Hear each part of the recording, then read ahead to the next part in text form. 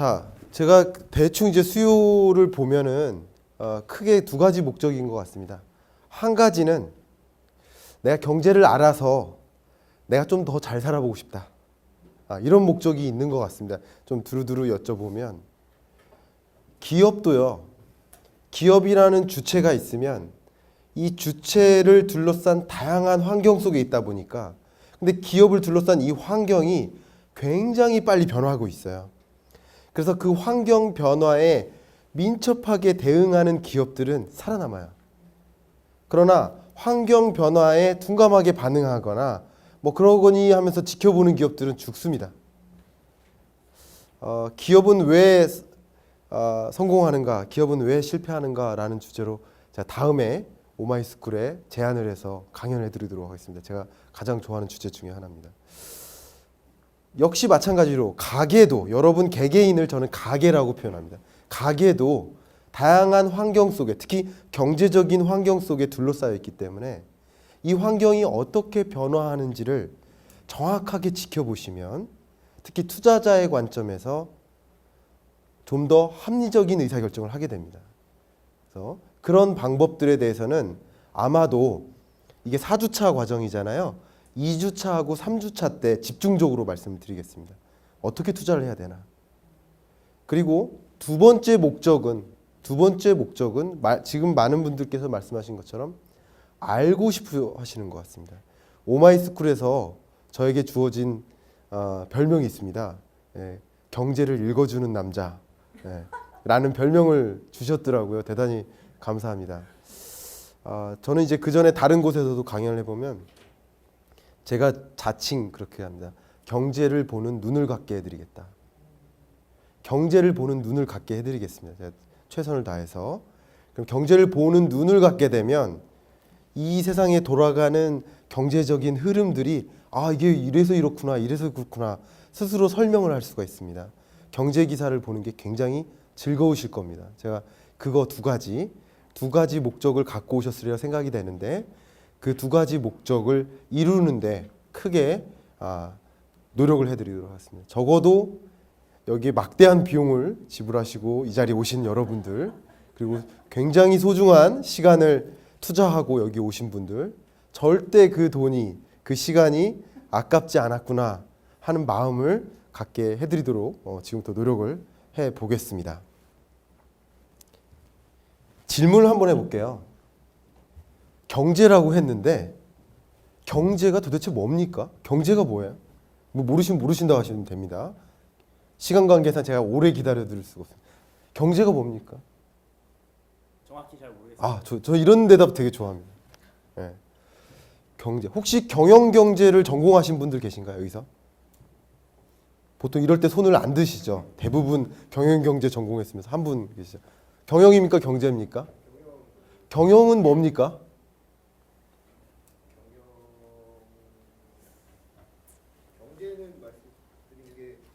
아니 경영을 여쭤봤습니다. 경영이 뭡니까? 경영학을 전공한 경영학 학사가 경영을 잘 대답을 못해요.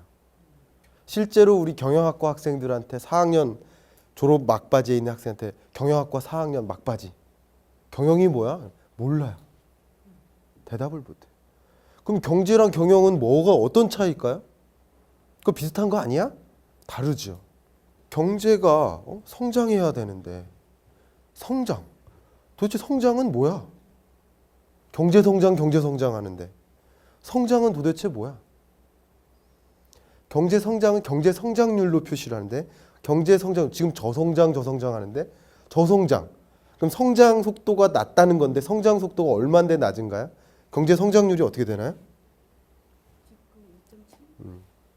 자, 선생님 잠시만 조용해 주시면 더 감사하겠습니다. 많이 아시는 것 같아가지고 지금은 이제 많이 모른다는 것을 전제로 좀 말씀드리는 겁니다.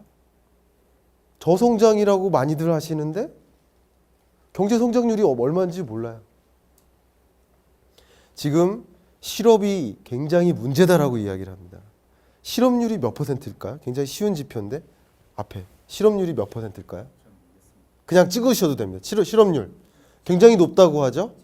7%, 8%, 또 10%, 또 그거밖에 안 될까요? 13%. 예, 막 찍죠마. 예, 실업률이 몇일까요? 예, 20%, 17%. 막 찍어요. 우리나라 실업률이 17%면 우리나라는 사라진 거예요. 거의 그렇다고 보시면 돼요. 그러니까 실업률의 개념이 없으신 거 죄송합니다만 없으신 거죠. 청년 실업률이 심각하다고 하는데 청년 실업률은 몇 %입니까? 사람들이 그래요. 막 30%, 40%? 그렇지 않나? 물어봐요. 그렇지 않죠. 그러니까 우리가 이렇게 경제하고 하지만 경제를 정확하게 이해하는 그 지금은 굉장히 낮은 수준의 질문임에도 불구하고 정확하게 대답하기 좀 어려운 영역인 것 같기도 합니다. 그런 부분들을 정확하게 이해하실 수 있게 도움을 드리도록 하겠고요. 특히 교과서에서는 좀 찾아보기 힘든 저만의 해석법을 좀 많이 말씀드리도록 하겠습니다. 제가 한 앞에 30분 정도는 칠판을 좀 사용을 하도록 하겠습니다. 그 필요하신 분들은 그 노트 테이킹을 하셔도 좋습니다. 경제라고 하는데 경제가 도대체 뭘까요? 그 제가 유인물은 안 보셔도 됩니다. 저는 안 보시는 걸 사실은 되게 좋아합니다. 개인적으로 저만 바라봐 주시는 걸 되게 좋아합니다. 욕심쟁이입니다. 자, 경제를 이해하기 위해서 경제 정의를 잠깐 내려볼 텐데요. 신선한 충격이 있을 수도 있습니다. 우리가 초등학교, 중학교, 고등학교 때 매 중간고사 때마다 거의 한 번도 안 빠지고 중간고사 때마다 이런 질문을 맞이합니다. 경제의 3대 주체는? 기억하십니까? 경제의 3대 주체는? 하면서 이것을 채워라. 중간고사, 기말고사, 단골 시험 문제죠. 뭡니까? 경제의 3대 주체. 여기서부터 제가 설명하겠습니다. 예, 그리고 이렇게 너무 잘 말씀해 주시면 제가 이거 막 다른 말 하셔야 되는데 이 세 분은 대답하지 말아 주십시오. 철저히 공부하고 오신 것 같습니다. 대부분 답변을 잘 못하시기도 하더라고요. 제 경험상. 경제의 3대 주체부터 이야기를 하겠습니다. 제가 이게 칠판이 조금 불안정하네요. 경제의 3대 주체 정부가 있고요. 그렇죠? 이런 그림 보셨을 거예요. 그리고 가게가 있고 기업이 있습니다. 이게 경제의 3대 주체라고 하죠. 그럼 어떤 교과서에서 어렴풋이 기억이 날 겁니다. 정부는 뭐를 주고 가게는 뭐 기업에게 뭐를 주고 서로 뭐를 주고받죠. 뭐를 주고받죠. 이런 그림 보셨던 기억이 있을 겁니다. 우리 막 막연히 애웠죠. 막 여기에는 뭐가 들어가고. 근데 저는 뭐 그냥 이렇게 해석을 합니다. 정부는 가게와 기업에게 뭐를 주냐면요. 뭐를 줄까요? 제가 이렇게 정리를 할게요. 공공재를 줍니다. 공공재에는 대표적인 것이 여러분 쓰시는 전기, 수도, 도로, 다리, 공원, 혹여는 경찰 서비스, 국방 서비스, 법률 서비스. 이게 다 공공재입니다. 공공재의 정의는 이거 다 제 스타일이에요. 공공재는요. 철저하게 형평성이 중요한 개념이에요. 그럼 이것도 먼저 정리하면 좋겠죠. 반대로 기업이 생산하는 것은 우리가 뭐라고 할까요? 반대로 공공재가 아닌 민간재라고 합니다. 정리부터 하자면 민간재는 효율성이 중요한 재화입니다. 재화나 서비스. 무슨 말이냐? 전기는요. 만약에 효율성을 생각한다면 울릉도에 전기가 나가서는 안 됩니다. 안 돼요. 섬에 수도가 공급이 되면 안 돼요. 효율성을 생각하면. 그러니까 효율성의 잣대로 이런 재화와 서비스를 공급하면 분배가 안 되기 때문에 문제가 발생해요. 누구도 그 재화를 누리지 못하는 사람이 있으면 안 돼요. 그게 형평성의 잣대입니다. 반대로 민간재는요, 효율성의 잣대예요. 같은 제품도 더 싸게 혹은 비용을 덜 들여서 이윤을 극대화시키면서 만들어야 돼요. 그게 효율성이에요. 여러분이 입고 계시는 이런 옷도 이 정도 퀄리티를 내면서 제가 뭐 이거 15,000원 주고 샀지만 이게 1,500원 주고 살 수 있으면 더 좋은 거죠. 그렇죠? 그게 효율성의 잣대예요. 결국 정부는 공공재를 생산하는 바로 경제의 주체입니다. 이런 공공재가 없으면 경제가 운용이 안 됩니다. 다리가 없는데 물류가 얼마나 비효율적일까요? 도로가 없는데, 철도가 없는데, 전기가 없는데 기업들이 생산을 제대로 해낼까요? 이렇게 인프라가 잘 갖춰진 나라에서 기업이 경영하는 것과 인프라가 없는 나라에서 기업이 경영하는 것은 엄청난 경쟁력의 차이가 있습니다. 그러니까 정부가 생산해내는 이런 공공재는 경제 운용에 있어서 빠져서는 안 될 굉장히 중요한 재화와 서비스입니다. 근데 공공재를 생산하기 위해서는 우리가 그래서 뭐를 주죠? 공동의 분담금을 제공합니다. 바로 세금이죠. 세금. 결국 기업과 가게는 세금을 주거나 특히 가게는 정부에게 노동을 제공하기도 하죠. 노동을 제공하면 공무원이죠. 그 사람은 임금을 받는 거고 세금을 제공하는 국민이기도 하고요. 여러 가지 컨셉이 있습니다. 그럼 이렇게 정부의 역할은 너무도 중요한데 정부의 역할, 정부의 의사결정이 지금보다 조금 더 합리적일 수 없을까? 조금 더 정부가 의사결정을 잘하면 이 세상이 얼마나 좋을까 하는 생각이 들어요. 정부가 더 의사결정을 잘 해라. 이렇게 하면 된다. 라고 마련해 놓은 가이드라인이 있습니다. 그게 바로 행정학이라는 분류예요. 그게 바로 행정학입니다. 행정학. 반면에 정부도 중요하지만 더더더 중요한 건 나 자신이야. 나 자신이 가장 중요하죠. 내가 행복하게 살아야 돼요. 내가 행복하게 살기 위해서는 행복하게 혹은 윤리적으로 도덕적으로 살기 위해서 이렇게 살아야 됩니다라고 정리해 놓은 가게, 개인이 이렇게 의사결정하세요라고 정리해 놓은 학문의 체계가 있습니다. 그게 바로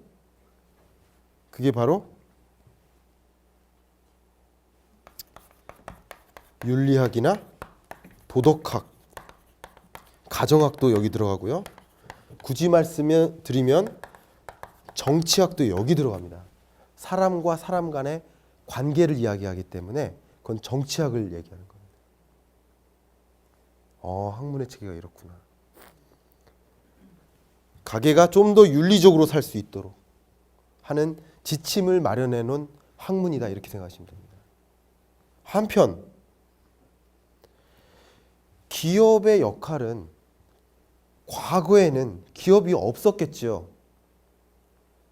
근래 들어오면서 기업이 생겨났겠죠. 더 과거에는 정부도 없었겠죠. 가게만 있었겠죠. 그러다가 정부, 국가 단위가 생기면서 정부의 역할이 필요해졌고 더 나아가면서 가게의 역할이 필요해진 건데 그러면 역시 기업이 중요하냐? 경제에서. 기업은 경제에서 굉장히 중요합니다. 굉장히 중요하다는 말씀을 제가 한 10시간 동안 말씀드릴 수 있습니다. 한 100가지를 거론할 수 있습니다. 정말 너무나도 중요합니다. 너무나도. 첫 번째는요. 기업은 왜 중요하냐? 기업은 바로 이 민간재를 생산하기 때문에 다시 말하면 기업은요 생산의 주체이기 때문이다. 무슨 말이냐? 여러분 가게는 각자는 더 행복하고자 하시죠? 그렇지 않습니까? 인생의 목적이 행복이죠. 그럼 어떻게 하면 행복할까요? 제가 한번 질문 드려볼까요? 제가 뭐 어떻게 하면 더 행복할 수 있어요? 그냥 생각해 보시면 됩니다. 소비할 때 예. 어떻게 하면 더 행복하실까요? 스트레스 안 받을 때. 또 어떻게 하면 행복하실까요? 내가 원하는 바를 성취할 수 있을 때. 예. 어떻게 하면 행복할까요? 몸 건강하게 아무 일 없이 편안하게 살 때. 맨 뒤에 저기 여자분. 어떻게 하면 행복할까요? 걱정 없이 살 때 행복하다. 네, 굉장히 이제 어렵습니다. 근데 이제 경제학에서는 이제 물질 경제학이라고 하는데 경제학에서는 아까 제일 처음에 정답을 말씀해 주셨는데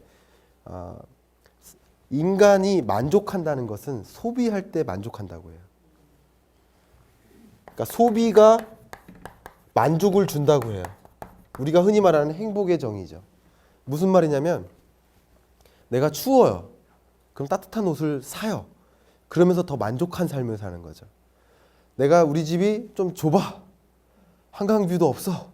그러면 좀 넓은 한강뷰 아파트를 사면서 내가 좀 더 만족한 삶을 사는 거죠.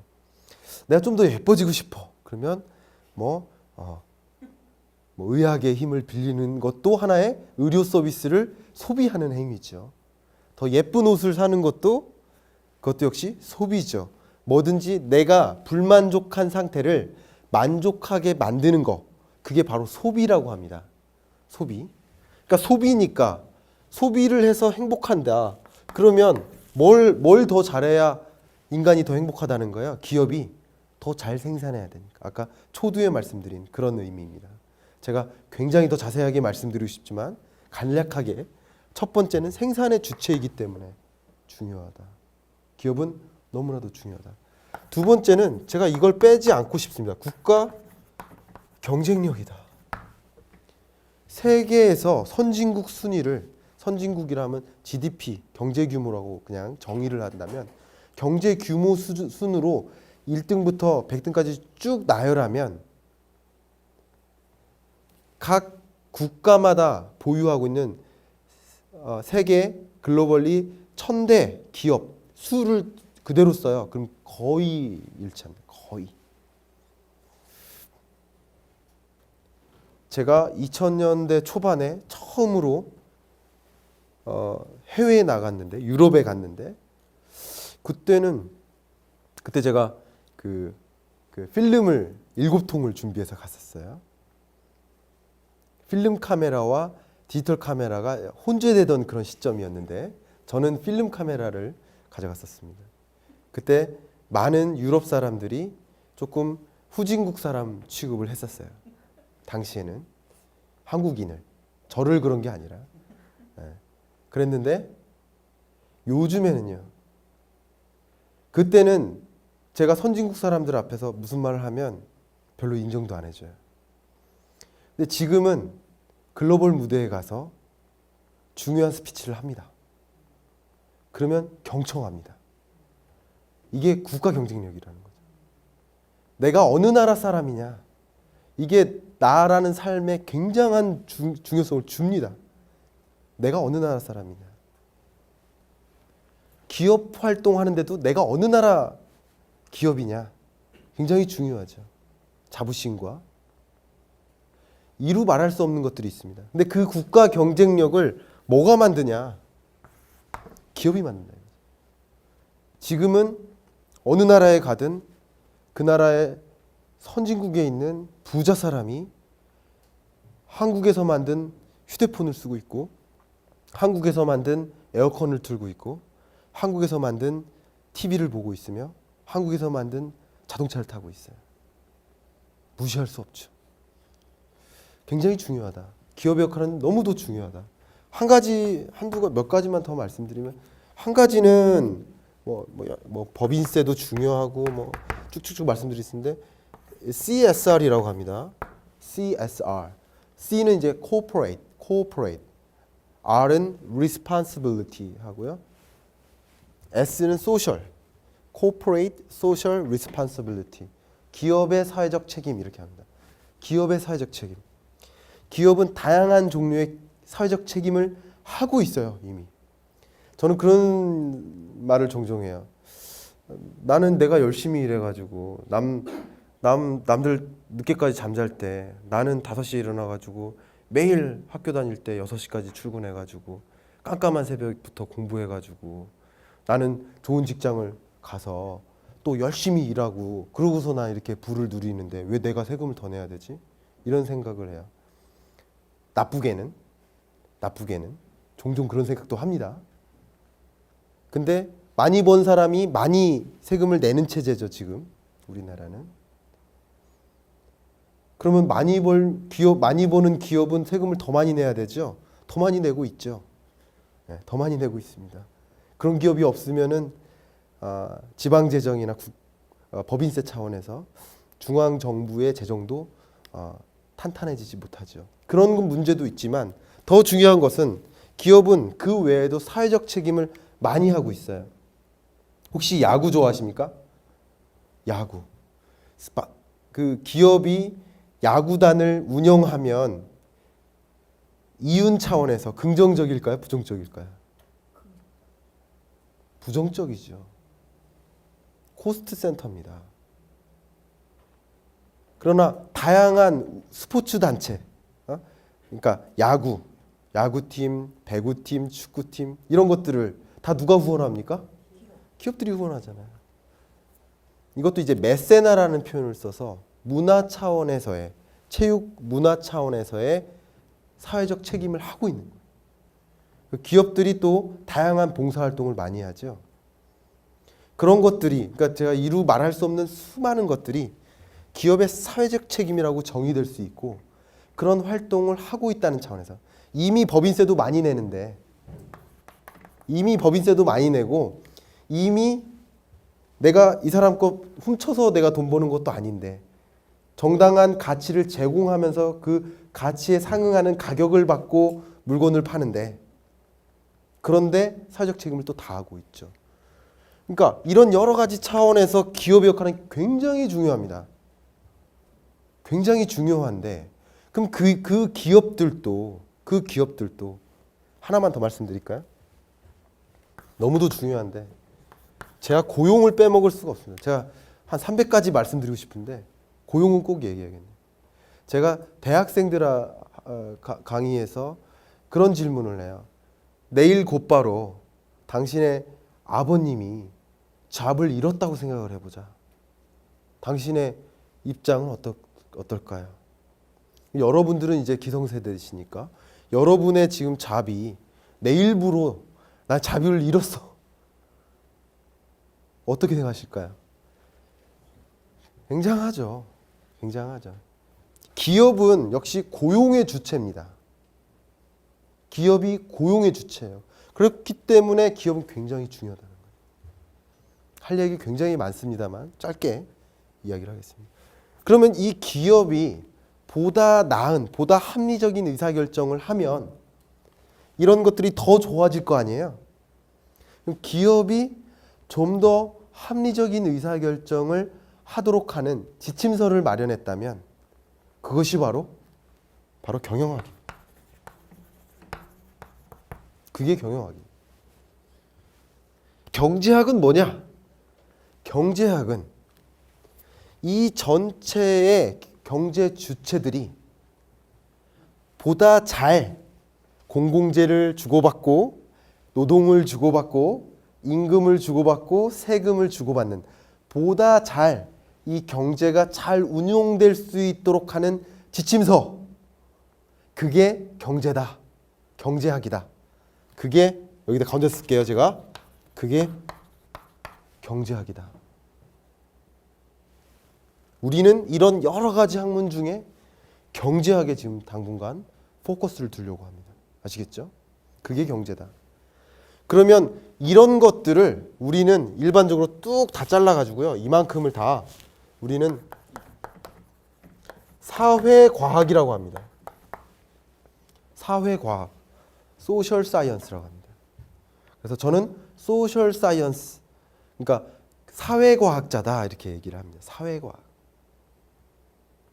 그러면 이것을 벗어난 영역의 과학을 우리는 일반적으로 사이언스, 과학이라고 합니다.